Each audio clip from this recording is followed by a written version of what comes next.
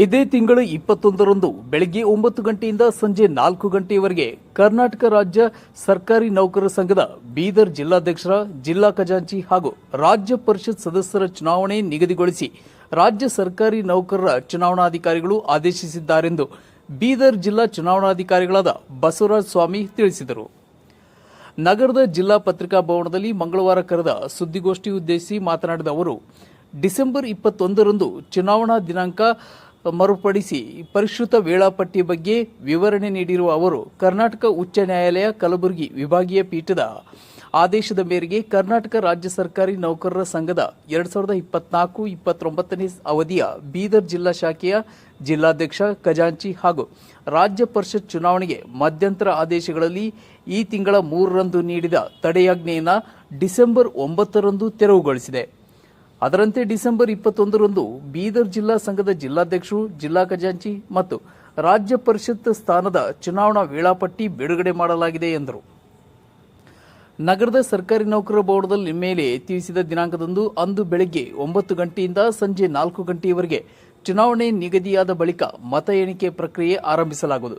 ಜಿಲ್ಲೆಯಲ್ಲಿ ಸುಮಾರು 72 ಮತದಾರರಿದ್ದು ಅದರಲ್ಲಿ ಒಬ್ಬರು ವಿಚಾರಣಾ ಕೈದಿಯಾಗಿರುವುದರಿಂದ ಅವರು ಮತ ಚಲಾಯಿಸುವುದು ಅನುಮಾನವಾಗಿದೆ. ಅವರ ವಿಚಾರಣೆ ಮುಗಿದರೆ ಹಾಗೂ ಅವರು ದೋಷಮುಕ್ತವಾದರೆ ಮತ ಚಲಾಯಿಸಬಹುದು.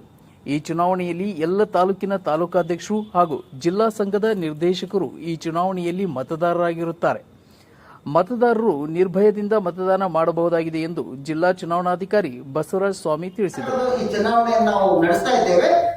ಆ ಚುನಾವಣೆ ನಡೆಸಲಿಕ್ಕೆ ಎಲ್ಲರ ಸಹಕಾರ ಇದೆ ಅಂತ ಹೇಳಿ ನಾವು ಭಾವಿಸುತ್ತಾ, ಜೊತೆಗೆ ಜಿಲ್ಲಾಡಳಿತ, ಪೊಲೀಸ್ ಸಿಬ್ಬಂದಿ, ಪೊಲೀಸ್ ಆಡಳಿತ, ಆಮೇಲೆ ಎಲ್ಲಾ ತಮ್ಮ ಮಾಧ್ಯಮ ಮಿತ್ರರಿಗೂ ಸಹಿತ ನಾನು ವಿನಂತಿಸಿಕೊಳ್ಳೋದಂದ್ರೆ, ಸಣ್ಣ ಪುಟ್ಟ ಯಾವುದೇ ಘಟನೆಗಳಾಗಿರೋ ಬರೆದು ನಮಗೆ ಸಹಕರಿಸಿ ಮಾರ್ಗದರ್ಶನ ಮಾಡಿ ಈ ಚುನಾವಣೆ ಅಧಿಸೂಚನೆ ಟೈಮ್ ಚುನಾವಣೆ 21/12/2024ರಂದು ಬೆಳಗ್ಗೆ 9 ಗಂಟೆಯಿಂದ 4 ಗಂಟೆಯವರೆಗೆ ಚುನಾವಣೆ ಜರುಗುತ್ತದೆ.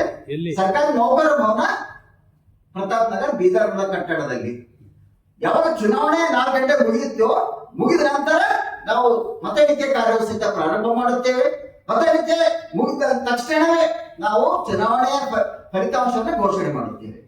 ತದನಂತರ ಅದ್ರ ಮುಂದಿನ ಏನ್ ಪ್ರಕ್ರಿಯೆ, ಪ್ರಮಾಣ ಪತ್ರ ಕೊಡುವುದೇ ಆಗಿರಲಿ, ಆಮೇಲೆ ಪಟ್ಟಿ ಕೇಂದ್ರಕ್ಕೆ ಅನುಮೋದಿಸಿ ಕಳಿಸ್ಲಿ, ಅವರ ಅನುಮೋದನೆ ಪಡೆಯುವುದೇ ಆಗಿರಲಿ, ಮುಂದೆ ಬರುವಂತಹ ದಿನಾಂಕ 27/12/2024ರಂದು ರಾಜ್ಯ ಮಟ್ಟದ ರಾಜ್ಯಾಧ್ಯಕ್ಷರ, ರಾಜ್ಯ ಖಜಾಂಚಿಯ ಚುನಾವಣೆ ನಡೀತಾ ಇದೆ. ಆ ಚುನಾವಣೆ ಪ್ರಕ್ರಿಯೆಯಲ್ಲಿ ಬೀದರ್ದ ಅಭ್ಯರ್ಥಿಗಳನ್ನು ನಾವು ಜೋಡಿಸಬೇಕಾಗಿದೆ. ಆ ಚುನಾವಣಾ ಪಟ್ಟಿಯಲ್ಲಿ ಇಲ್ಲಿಯ ಅಭ್ಯರ್ಥಿಗಳ ಹೆಸರನ್ನ ನಾವು ಸೇರಿಸಬೇಕಾಗಿದೆ. ಅಂತಹ ಒಂದು ಕಾರ್ಯ, ಮುಂದಿನ ಜವಾಬ್ದಾರಿಯಾದಂತಹ ಒಂದು ಚಾಲೆಂಜಿಂಗ್ ಕಾರ್ಯವೂ ಸಹಿತ ನನ್ನ ಹತ್ರ ಇದೆ. ಆ ಚಾಲೆಂಜಿಂಗ್ ಕಾರ್ಯ ನಾವು ಸುಸೂತ್ರವಾಗಿ ತಮ್ಮೆಲ್ಲರ ಸಹಕಾರದಿಂದ ನಾವು ಮಾಡುತ್ತೇವೆ ಅನ್ನುವಂತ ಭರವಸೆಯನ್ನು ಕೊಡುತ್ತಾ, ನಮ್ಮ ಜಿಲ್ಲೆಯ ಈ ಚುನಾವಣೆ 72 ಜನ ಜಿಲ್ಲಾ ನಿರ್ದೇಶಕರ ಮತದಾರ ಪಟ್ಟಿ ಯಾದಿಯಲ್ಲಿದೆ. ಅದರಲ್ಲಿ ಒಂದು ಅಭ್ಯರ್ಥಿ ಚುನಾವಣಾ ವಿಚಾರಣಾ ಹಂತದಲ್ಲಿರುವುದರಿಂದ ಆ ಒಂದು ಅಭ್ಯರ್ಥಿಯ ಮತದಾನ ನಡೆಯುವಂತ ಸಂಶಯ ಇದೆ. ಮತದಾನ ಅರ್ಹರಲ್ಲ, ಅರ್ಹರಿದ್ರೂ ಸಹಿತ ಅವ್ರು ಚುನಾವಣೆ ಮತದಾನ ಮಾಡಲಿಕ್ಕೆ ಸಂಶಯ ಇದೆ. ಇನ್ನು ಚುನಾವಣೆ ಒಳಗೆ ಏನಾದ್ರೂ ಅದ್ರ ಪ್ರಕ್ರಿಯೆ ಬಂತು ಅಂತಂದ್ರೆ ಅವ್ರನ್ನೂ ಸಹಿತ ನಾವು ಚುನಾವಣೆ ಮತದಾನ ಮಾಡಲಿಕ್ಕೆ ಅವಕಾಶ ಕೊಡ್ತೇವೆ. ಹೀಗೆ ಒಟ್ಟಾರೆ ಟೋಟಲ್ ಮತದಾರ ಪಟ್ಟಿ ಚುನಾವಣೆಯಲ್ಲಿ 72 ಜನ ಇದ್ದಾರೆ. 72 ಜನರಲ್ಲಿ 3 ಹಂತದ ಚುನಾವಣೆ, 3 ಅಭ್ಯರ್ಥಿಗಳ ಚುನಾವಣೆ. ಒಂದು ಜಿಲ್ಲಾ ಅಧ್ಯಕ್ಷರ ಒಂದು ಸ್ಥಾನದಲ್ಲಿ ರಾಜೇಂದ್ರ ಕುಮಾರ್ ಗದ್ದಿಗೆ ಅಂತ ಹೇಳಿ ಒಬ್ರು ಕಾಂಟೆಸ್ಟ್ ಮಾಡ್ತಾ ಇದ್ದಾರೆ. ಇನ್ನೊಬ್ರು ಬಪ್ರಭಾನ್ ಅಂತ ಮಾಡ್ತಾ ಇದ್ದಾರೆ. ಇನ್ನೊಬ್ರು ಸೋಮಶೇಖರ್ ಚಿದಿರಿ ಅಂತ ಹೇಳಿ 3 ಅಭ್ಯರ್ಥಿಗಳು ಜಿಲ್ಲಾಧ್ಯಕ್ಷದ ಪೈಪೋಟಿಯಲ್ಲಿ ತ್ರಿಕೋನ ಸ್ಪರ್ಧೆ ಏರ್ಪಟ್ಟಿದೆ. 2ನೇ ಸ್ಥಾನದಲ್ಲಿ ಅಭ್ಯರ್ಥಿ ಮೊದಲ ಹಂತದ ಚುನಾವಣೆ ನಾನು ಬಹಳಷ್ಟು ತೃಪ್ತಿದಾಯಕವಾಗಿ ಮಾಡಿ ವರದಿಯನ್ನು ಸಲ್ಲಿಸಿದ್ದೇನೆ ಮತ್ತು ಫಲಿತಾಂಶವನ್ನ ನೀಡಿದ್ದೇನೆ. ಜೊತೆಗೆ ರಾಜ್ಯ ಘಟಕಕ್ಕೆ ಫಲಿತಾಂಶವನ್ನು ಸಹಿತ ನಾವು ಕೊಟ್ಟಿದ್ದೇವೆ. ಅದರಂತೆ 16 ಚುನಾವಣೆಯಲ್ಲಿ ವಿಜೇತರಾಗಿರುವಂತಹ, ಗೆದ್ದಿರುವಂತಹ ಅಭ್ಯರ್ಥಿಗಳ ಪ್ರಮಾಣ ಪತ್ರವನ್ನು ಸಹಿತ ಬಹುತೇಕವಾಗಿ ನಾವೆಲ್ಲರೂ ಮುಟ್ಟಿಸಿದ್ದೇವೆ. 2ನೇ ಹಂತದ ಚುನಾವಣೆ ನಡೆಯುತ್ತಿರುವಾಗ ಹಲವು ಎಡರುತೊಡರುಗಳು ಬಂದವು. ಇವತ್ತು ಪ್ರತಿಯೊಬ್ಬರಿಗೆ ನ್ಯಾಯ ಬೇಕು, ನ್ಯಾಯಕ್ಕಾಗಿ ಪ್ರತಿಯೊಬ್ಬರು ಹೋರಾಟ ಮಾಡುವಂತಹ ಒಂದು ಈ ಕಾನೂನು ಅಡಿಯಲ್ಲಿ ಇರುವುದರಿಂದ ಹಲವಾರು ಜನ ಉಚ್ಚ ನ್ಯಾಯಾಲಯಕ್ಕೆ ಹೋಗಿದ್ರು. ನ್ಯಾಯಾಲಯ ತೀರ್ಪು ವಿಳಂಬ ಆಗಿರ್ಬೋದು ಅಥವಾ ಕೆಲವೊಂದು ಬರ್ತಾ ಇರ್ಬೋದು. ಈ ಒಂದು ಪ್ರಕ್ರಿಯೆಯಲ್ಲಿ ಹಲವು ತೊಡಕುಗಳು ಉಂಟಾಗಿ ದಿನಾಂಕ 3ನೇ ತಾರೀಕು ಉಚ್ಚ ನ್ಯಾಯಾಲಯ ಕಲಬುರಗಿ ಪೀಠ ಬೀದರ್ ಜಿಲ್ಲಾ ಅಭ್ಯರ್ಥಿಗಳ ಜಿಲ್ಲಾ ಕಾರ್ಯಕಾರಿ ಚುನಾವಣೆ ಸ್ಥಗಿತಗೊಂಡಿತ್ತು ಅಷ್ಟೇ, ಮತ್ತೆ ಯಾವುದೇ ಕಾರಣ ಇಲ್ಲ. ಸ್ಥಗಿತಗೊಂಡಿದ್ದ ಮಾಹಿತಿಯನ್ನು ನಾವು ರಾಜ್ಯ ಚುನಾವಣಾಧಿಕಾರಿಗಳು ಮತ್ತು ಪತ್ರಿಕಾ ಮಾಧ್ಯಮ ಸಹಿತ ತಿಳಿಸಿದ್ದೆವು.